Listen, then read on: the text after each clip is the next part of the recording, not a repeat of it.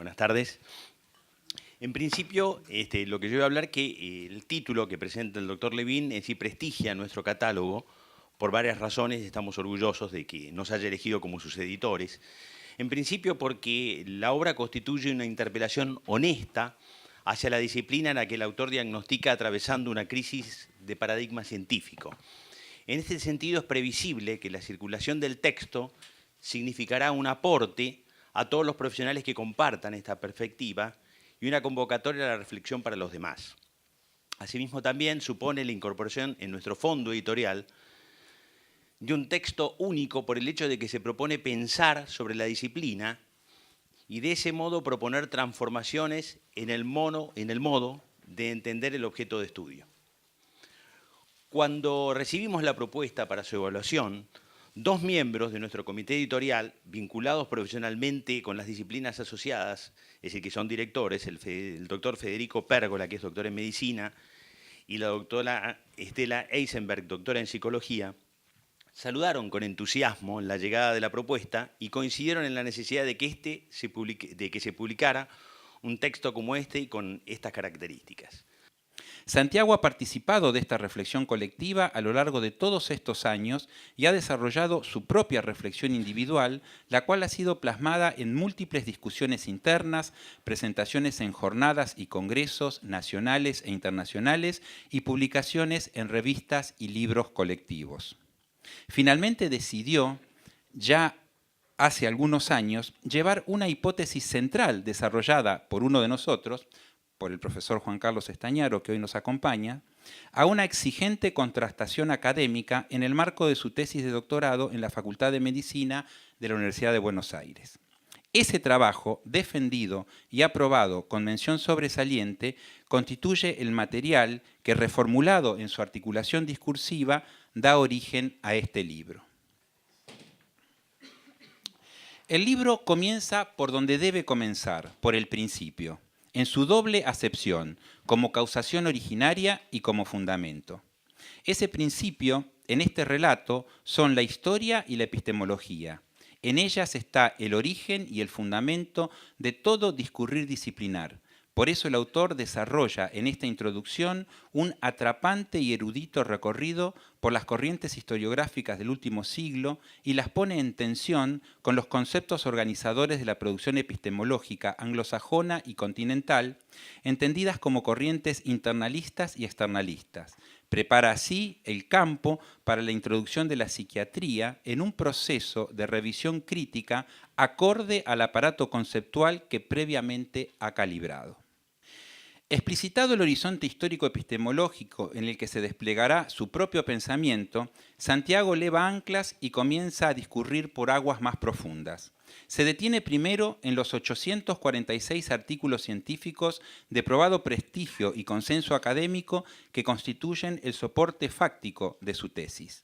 Los coloca en el marco conceptual sobre el que se sedimentan sus conclusiones y luego pasa revista a la enorme producción simbólica que sustenta la psiquiatría de los últimos 30 años. Psicofarmacología, DSM, biomedicina, tratado de Kaplan y Zadok, industria farmacéutica, medicina basada en evidencia, ensayos clínicos controlados, terapia cognitivo-conductual, en un verdadero caleidoscopio que con una lógica inapelable entrega instantáneas del presente. Dice, ¿cómo puede ser que lo que se observa en la experimentación no suceda en nuestra clínica? ¿Somos nosotros los clínicos los que estamos equivocados o hay algo que no funciona tal como prevén los textos de la especialidad y como se propala en los congresos una y otra vez?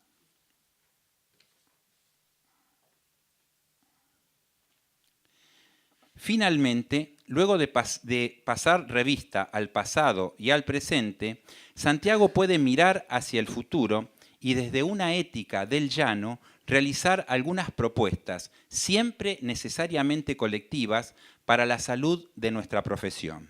Dice, nuestra tarea en pleno siglo XXI requiere de al menos 4 frentes: la clínica, la base de nuestro trabajo; la filosofía, en particular la epistemología; la docencia, con la que formaremos a nuestros sucesores; y la política, desde nuestras asociaciones, en las universidades, en la sociedad civil. Sin esta última, las decisiones serán tomadas en otro lugar. La tarea es colectiva y el éxito dependerá enteramente de nuestra capacidad para cooperar generosamente y con honestidad, comprendiendo que es indispensable una lectura política seria y valiente de los inevitables obstáculos que se erigirán en el camino. La tarea es intelectual, es clínica y sobre todo es política. El último párrafo, que compartimos en toda su contundencia, muestra la estofa humana de Santiago Levin, un compañero de ruta indispensable que desde la juventud y madurez de sus recientes 50 años nos seguirá dando sus generosos y honestos aportes en los 4 frentes: la clínica, la filosofía, la docencia y sobre todo, ahora más que nunca, la política. Hace ya unos meses, Santiago, que es un hombre muy previsor, me invitó a ser parte de la presentación de este libro. Y ahí nomás supe que iba a ser el cupo femenino de este panel. Hace muy pocos días le decía a Santiago que la cuestión hoy era poder decir lo que se quiere decir. Decir del texto, decir del autor y decir de la escritura. Del texto ha dicho Norberto, de lo minucioso de su construcción, que encuentra su origen en la tesis de doctorado defendida a fines del 16, de lo colectivo, del proceso de pensamiento que da lugar a esta escritura, y de la propuesta que desde allí se lanza, entiendo que hacia los que leerán y más. La psiquiatría en la encrucijada pone a la disciplina en ese cruce en el que debe, o al menos puede, decidir un camino futuro. Desarrolla, haciendo honor a su origen como producción académica, la existencia de una propuesta paradigmática que Juan Carlos había entrevisto. El libro dice, como en un cielo estrellado. La existencia de una propuesta paradigmática decía que guió la producción y la práctica de la psiquiatría a fines del siglo pasado y que aún tiene influencia, y propone un otro camino posible, que es ni más ni menos el del modelo antropológico en psiquiatría. El autor se nombra y dice escribir desde mi identidad de psiquiatra clínico, de médico comprometido ante todo con la tarea asistencial y con la docencia, con el paciente y con el estudiante de medicina. Hace ya unas décadas que conozco a Santiago en esas y en otras identidades. Santi es músico, es amigo, hermano, socio, estudiante crónico, lector que disfruta de la materialidad de los libros, docente, gran asador, padre de sus chicos, compañero enamorado de Carolina, humano de Pampita, su border collie, que lleva a otros en su nombre. Y es un tipo muy trabajador. Levin trabaja, escribe, prepara clases, ve pacientes, se reúne. Y entonces resulta ser que con sudor y con talento, después de hacer tantas cosas, inicia su proyecto de doctorado, defiende su tesis y hoy nos pone a leer este libro. Este es un libro escrito en tiempos difíciles, tan difíciles como tantos otros, pero como bien dice Santiago, esta es la época difícil que nos toca. Hemos dicho muchas veces en estos años, vivimos tiempos muy contemporáneos, don Inodoro. Esta es la época difícil que nos toca, una época de insistente ataque a lo colectivo, de tiempos escasos, de ofrecimientos generosos, escasos de tiempo para compartir, escasos de cobijo. Este libro se opone tosudamente a todos estos males de estos tiempos. Y la escritura de este libro, quisiera poder situar en la escritura de este libro una mirada estrábica que apunte para allá. Este libro lo muestra comprometido con la honda responsabilidad frente al sufrimiento de aquellos a quienes asiste, con la vocación de formar y transmitir a los jóvenes y con la clara voluntad de tomar un lugar protagónico en una construcción colectiva de la que ya es parte. Este libro tiene palabras hermosas: candidato, entrañable, pertenencia, ponencia, potencia, puente. Hay amor por las palabras en este libro. Y como lo personal es político y lo que pasa puertas adentro define y sostiene lo que pasa en público, entiendo que es allí, precisamente, en un vínculo estrecho y amoroso, donde esta fábula lleva al poeta a decirla del modo que ella quiere. Carolina Kenigshteyn es la compañera de Santiago Levin. Carolina es con quien arman familia, con hijes, con sobrinos, con hermanos, con padres, con perros, con gato, con los extranjeros que somos allí siempre bien recibidos. Y Carolina también es escritora, exquisita editora, catadora de té y gran amiga. Y habiendo leído esto y aquello, la tesis y el libro, les cuento que este libro se escribe en ese encuentro, en esa mutua influencia que respeta lo diferente y único de cada uno, en ese lazo de amor que permite ser con otro y que da cauce a lo propio. Hay en este libro un estilo y hay en este primer libro un autor.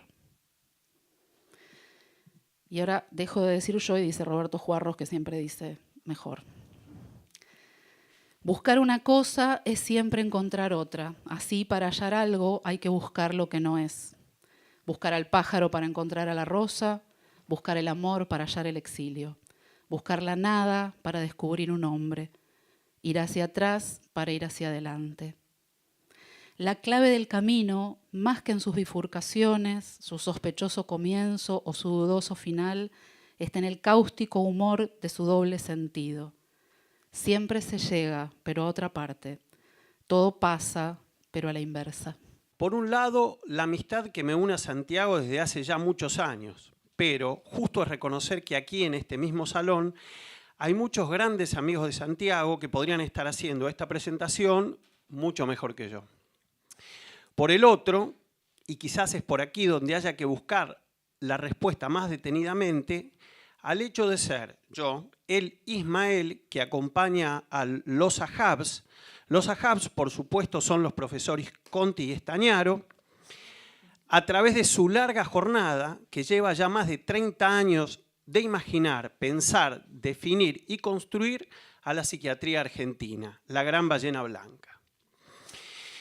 Entonces soy un testigo privilegiado de todos los movimientos y cambios que las búsquedas de estos dos compañeros, utilizo la palabra compañero en el sentido peronista del término, han ido produciendo. Un testigo que además, desde ya hace un tiempo, está intentando delinear un recorrido desde la sección de comentarios de libros de la Revista Argentina de Psiquiatría, un recorrido que nos permita pensar en forma un tanto excéntrica, si ustedes me permiten, los cambios que se producen en el seno de nuestra convulsionada y polémica especialidad. Es entonces, desde mi rol de amigo, testigo y comentador de libros, que estoy aquí conversando con ustedes. Ricardo Piglia, en su ensayo Nuevas tesis sobre el cuento, plantea que un cuento siempre cuenta dos historias. El libro de Santiago para nada es la excepción a esta regla, planteada en la página 122 de Ficciones breves, ese es el libro de Piglia, y después varios lo retomaron, ¿no? Bueno.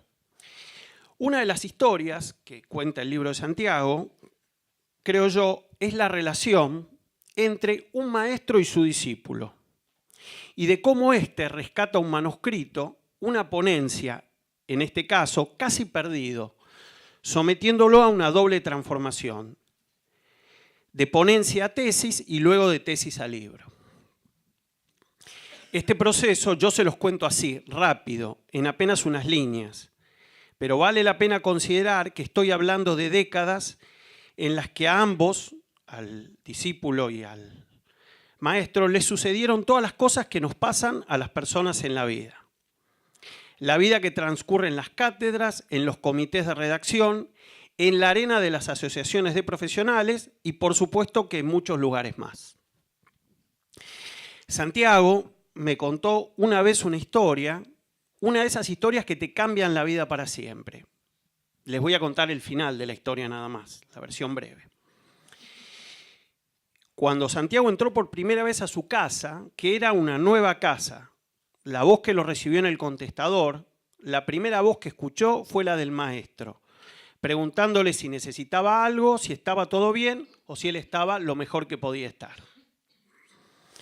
Por supuesto que esta historia es una ficción, una ficción verdadera, si ustedes quieren, que inmediatamente nos trae ecos de Roberto Bolaño y sus novelas, en las cuales alumnos alucinados recorren miles de páginas buscando a sus maestros perdidos en el mundo, o a Enrique Vilamatas y sus estrafalarias peregrinaciones por Barcelona, París, Lisboa o Valparaíso.